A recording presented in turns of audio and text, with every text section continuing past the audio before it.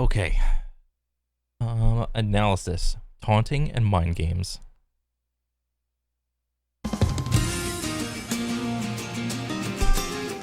This is called teabagging, and it's a way to Yep. disrespect your opponent when they're down or stunned. So you kind of have to use your imagination in Street Fighter because it's Oh, the teabag.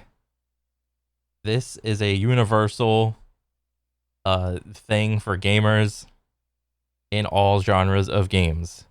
If you can crouch, there's like a common thing in video games. Like you can essentially teabag in every video game.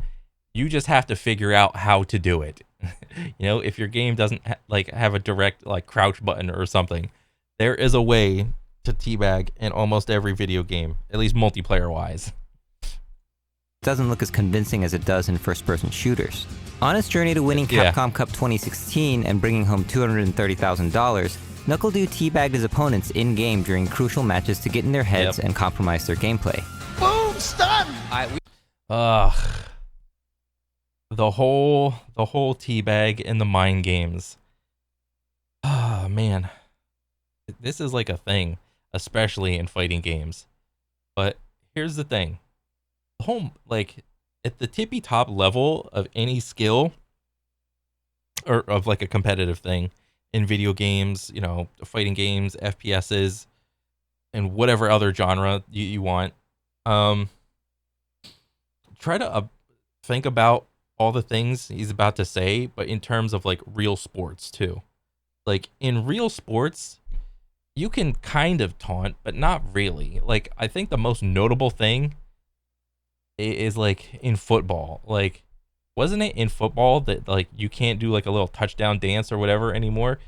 Or I don't know what the current rule set is on it. Like maybe you can only do it but for like 5 seconds and it can't be like crazy. Because I remember like back in the day, like for football, these teams would come up with the most elaborate choreographies of like a touchdown dance. Like like these guys would like go all like the whole team would go into the end zone.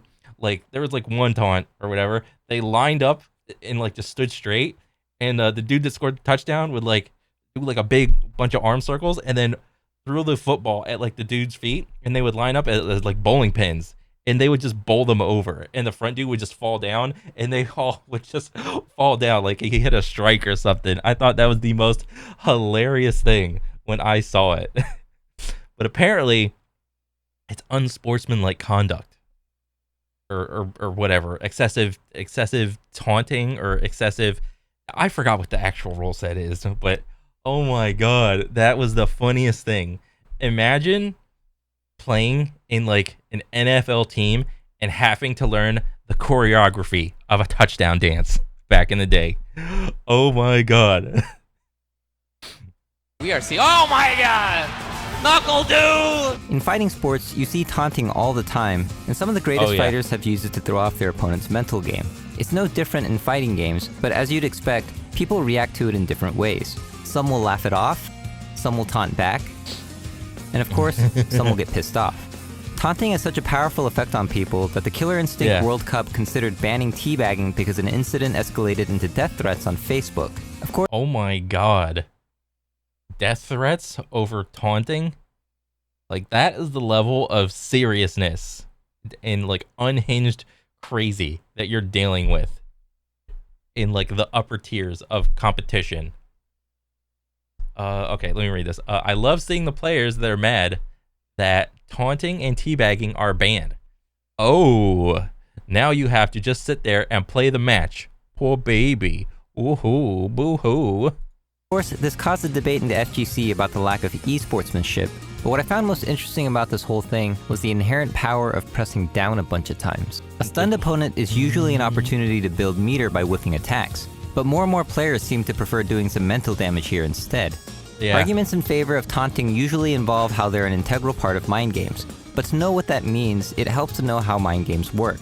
Two Yeah. major components of mind games are conditioning and emotional influence. Okay, conditioning and emotional influence. I will say this. Like the reason that like real sports can kind of get away with like the physical taunting and like whatever else is because real sports for the most part, doesn't have like a lot of fine tune movements that you have to do, like save for like maybe one person, or like the quarterback has to have like fine motor movement skills or whatever to like throw a football, and like that's about it. Other dude, what you gotta do? You gotta jump, catch the ball, and then just run. All right. Or like tackling for like all the linemen and whatever. Baseball. I mean, yeah, I would say baseball has like maybe a little bit more fine motor things that you can do. Hockey, it's a lot of brute force stuff. Soccer, I'm just talking out of my ass, really. But the amount of things, if you want to take like any real sport and compare it to like the amount of like fine motor skills that you have to do in a video game, it's going to be dwarfed like exponentially. Like video games are way more like way more like fine motor skills, like with your hands or whatever, than like any real sport, really. Yeah, there's probably a couple outliers or whatever, but for the most part, video games have like way more fine motor skills. And from that, when you're pissed off or angry or anything, you get knocked out of your like zone or whatever, you for some reason cannot fathom doing the correct move that you're supposed to do in FPS, in fighting games, in whatever competitive game of your choice. Because when you're pissed and you're just emotional, it just does not work. Seldom have I ever seen someone get like actually more emotional and then like enraged and actually do better. That is almost never the case. Usually the winner is more calm and cool-headed. All right. Conditioning is when you make your opponent behave in a certain way so that later you can bait them into doing something And the counter breaker, it's huge. or scare them into doing nothing. From Phenom at just the right time. Here we go, command throw. Another command Oh throw. boy, I feel like this is something Another Phenom command loves. Oh my throw. God. The fourth one, you never know. Yes, there it is, the fourth one. In psychology, the two major types of conditioning are classical conditioning and operant conditioning. Classical Okay. conditioning is when a stimulus is able to trigger our reflexes, like when Pavlov's dog learned to salivate just by hearing a bell, or when a child cries at the sound of her father putting ice cubes in a glass. Operant conditioning is when we use rewards and punishment to control someone's decision-making, which is I think I had that happen to me whenever I did something bad as a little kid, and then I heard my dad like come in and like slam the door. I would like run away. I'd be like, no, and then he'd spank me or whatever. is awesome for competitive gaming. In the 1930s, psychologist B.F. Skinner showed that he could control the voluntary behavior of rats and pigeons with an invention he made called the Skinner box. If a pigeon produced a desired behavior, like pecking a red disc, it would be rewarded with food, which would increase the chance of repeat behavior. This is called reinforcement. If the test subject failed to do something, it might receive an electrical shock, which would obviously decrease the chance of repeat behavior. This is simply called punishment. Operant conditioning is so effective, it's actually been used to train pigeons how to recognize signs, play ping pong, and distinguish Impressionist paintings from Cubist paintings, I kid you not. What? We can see this learning process when people use special moves in a fighting game. For example, Nash's EX Moonsault. If the move hits your opponent, we're likely to use it again. If the move gets punished or is not very effective, you'll be less likely to use it. This simple fact of conditioning is why people spam moves. If it works and you don't know how to stop it, expect to see the move again and again. Yep. But as frustrating as this is, there's nothing more gratifying than finding a counter in training mode and punishing that spammer in a real match. Oh yeah. He wanted to get close. The parry! The parry! So this is how conditioning So in fighting games, he just used that example of like, this is why it's so important to have like training partners or whatever. You know what I mean?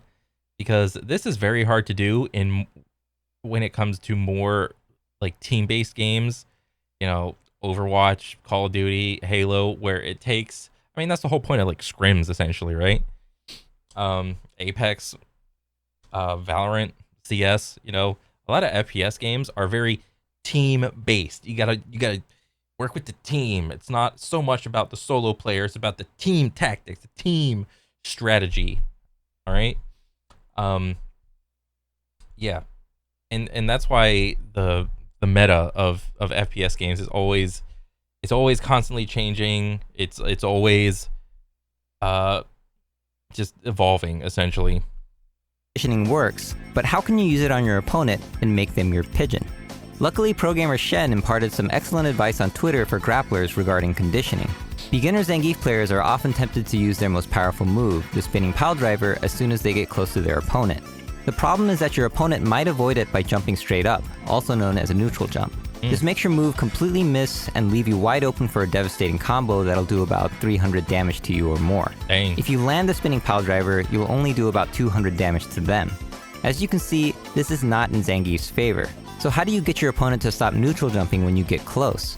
One way is to simply punish them for doing it. When you get in close, instead of going for the spinning piledriver, try something else like the safer but less damaging normal grab. There's no spinning involved, but you still get to bury your knee in their colon, so not a bad option. But more importantly, the normal grab lets you recover much quicker if you miss. That means if your opponent neutral jumps to avoid it, you'll be able to punish them on their way down with a lariat, elbow, credit card swipe, or whatever. Do this enough times and they'll be conditioned to stop neutral jumping and go for the safer option, back jumping. Now the next time you go for the spinning piledriver up close, they'll likely back jump instead of neutral jump, making them unable to harm you. Getting your opponent to back jump to escape is an integral part of the grappler archetype, and many of them have moves designed to catch people doing just that. And so off of that, what happens like with a lot of these Street Fighter stages when you just continually back jump? Eventually you'll hit a corner. And then what are you going to do? You run out of space to back jump. And then what happens? Oh, the grappler is like in real close. You're going to have to gamble the jump over or a neutral jump. Give him another hand! Oh! Alex Meyer grabbing it with the Ultra 2! Oh my! One of the defining characteristics of a character's playstyle is what kind of emotion they can make the opponent feel, and that's because emotions can affect your decision making in different ways. You might have guessed it, but the grappler archetype is designed to incite fear. Fear makes you less likely to take risks, which explains why a good grappler will make you want to scramble and escape. But what's interesting is that the same study that showed how fear makes you take less risks showed that anger had the opposite effect. Anger actually resembled happiness and optimism in that it made you more likely to take risks. Oh. Angry people have even been found to be less worried about terrorist attacks and more optimistic about marrying someone wealthy. Just like when you do bold things when you're feeling yourself, anger has a similar effect. This explains why being angry can sometimes help you win. Rare footage of Daigo actually. Okay, notice what he just said. Anger can sometimes be helpful to help you win. Okay, I would say that's a minority of the time. Angry. But you can probably see why getting angry is not a sustainable strategy, especially if that's what your opponent wants you to do. You Just rip like how his there are shirt off. characters designed to induce fear, there are ones that are designed to purposefully anger and frustrate your opponent, causing them to take more risks. The classic example will be Guile or any zoner. The goal here traditionally is to keep your opponent away from you as much as possible until they get frustrated and start to do risky advances like jumping at you or pushing forward recklessly. When you've successfully killed their patience, you can make them literally run into your punches. He escaped the situation. Oh my goodness! Dang. He took it! Knuckle Dude with the triple fierce! And this is why I think NuckleDu is such a strong player. His two main characters are Guile and Armika, a zoner and a grappler. On the surface, it seems like his multi-character arsenal is to cover up bad character matchups, but having characters that provoke radically different emotions is invaluable for the player matchup.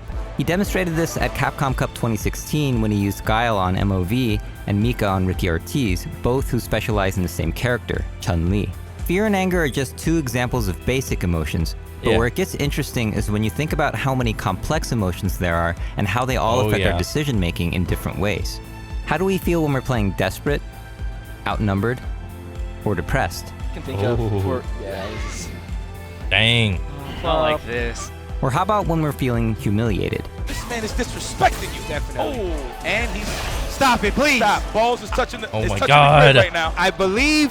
Oh. Wow. Wow. Okay. And then also, a lot of these like mind games and taunting strats happen outside the game. Just like in real sports, you know, there's like the in-game stuff that happens, and I would say it's more put on the spotlight because it's happening in like a very public place. You know, there's tons of people watching. You know, you got everybody watching. You're in front of your teammates. You're in front of like the opponent, whatever.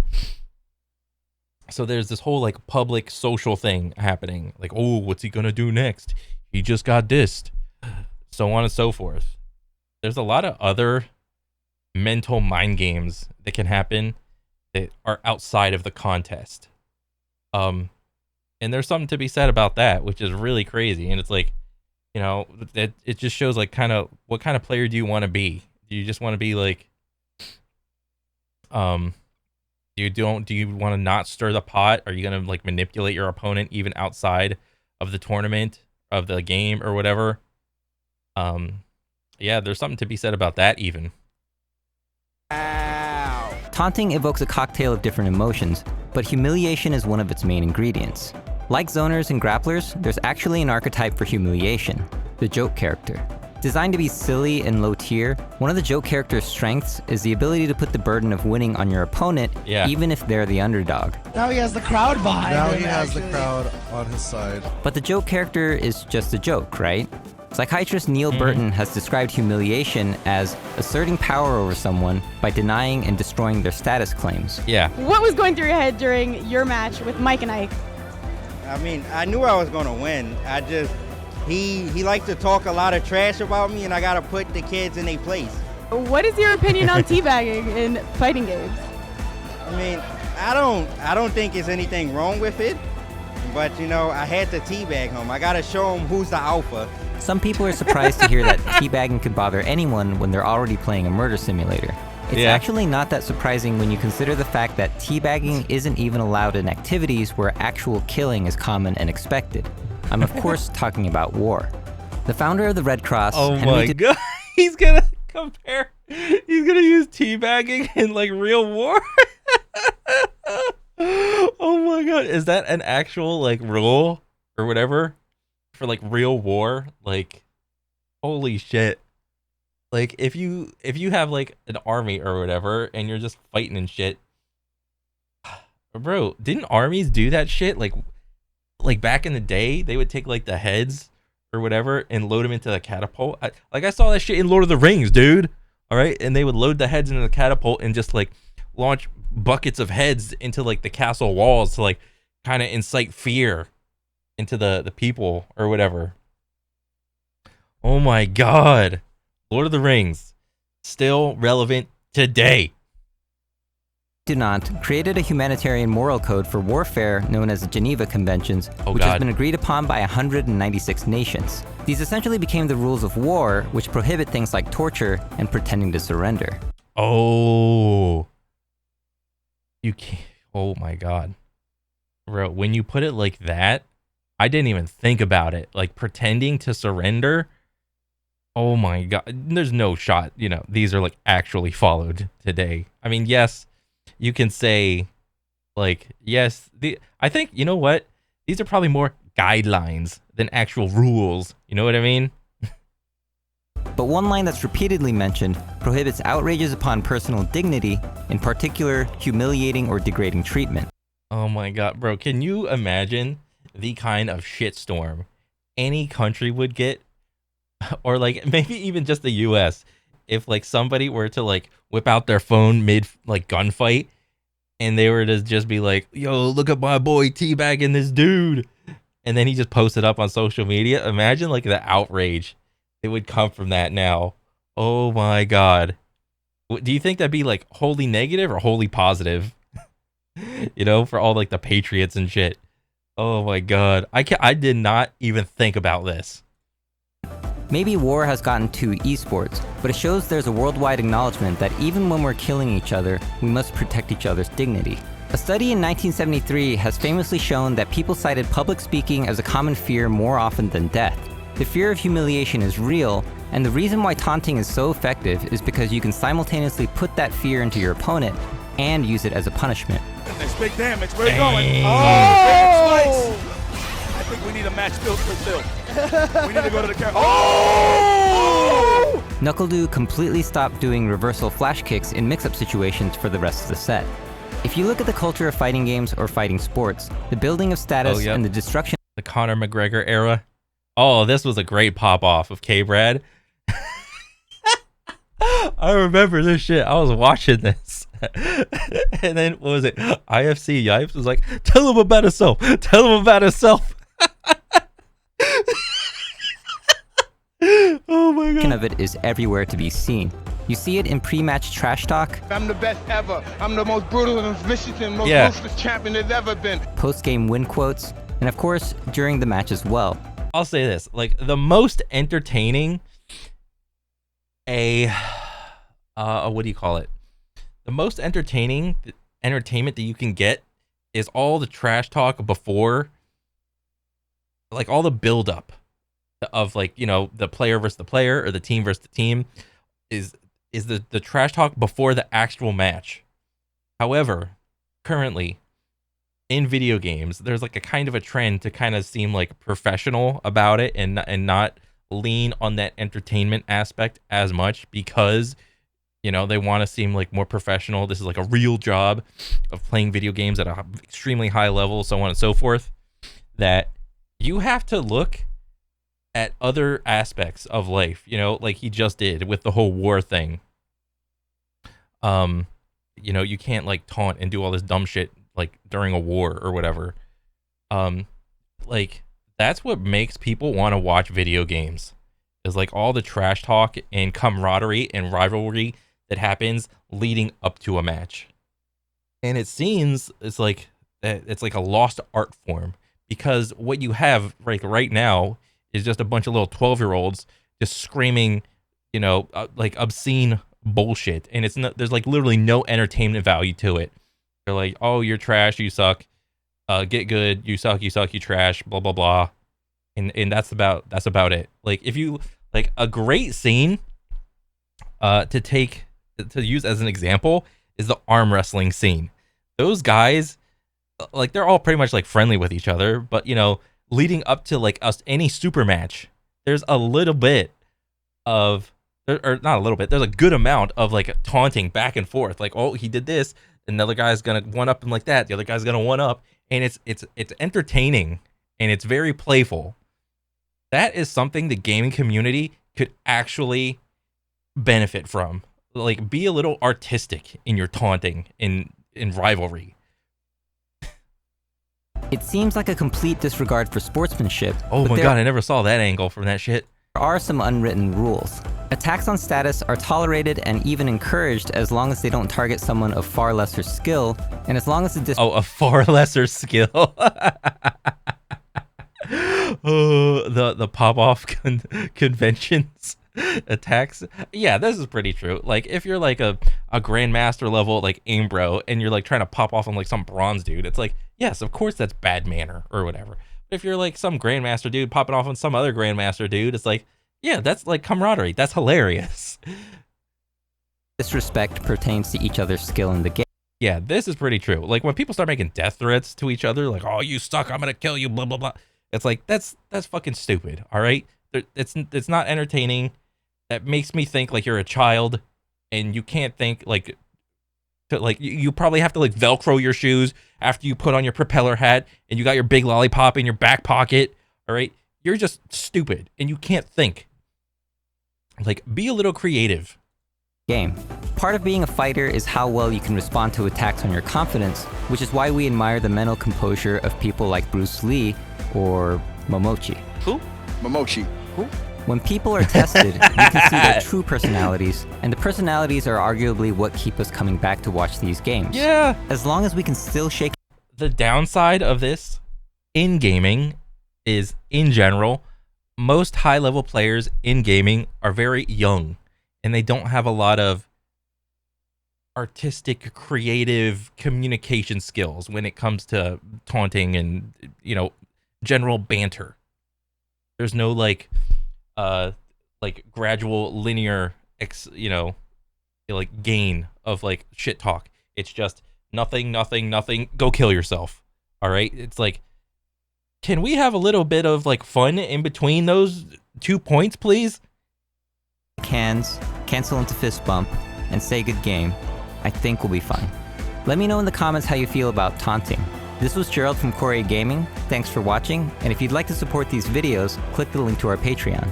Either way, videos will stay free forever. This is free! Oh man, this is a good video. I like this. You know, and this video can fucking benefit gamers in the competitive scene even now. Because when did this come out? 6 years ago? Yeah. Like, esports right now is struggling. All right. Like, do yourself, guys, selves a favor, you know, between the scrims and whatnot. Like, develop some sort of like banter, or at least make it more like I don't know. Just somebody help the esports scene, please.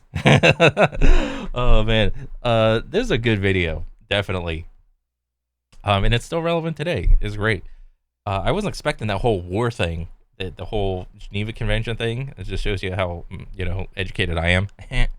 But yeah, I want to see more. This was awesome. Great vid, definitely. But yeah, that's pretty much all. That's pretty much it. That's all I gotta say. And yeah, I'll catch you guys later on the next one. All right, peace. Later.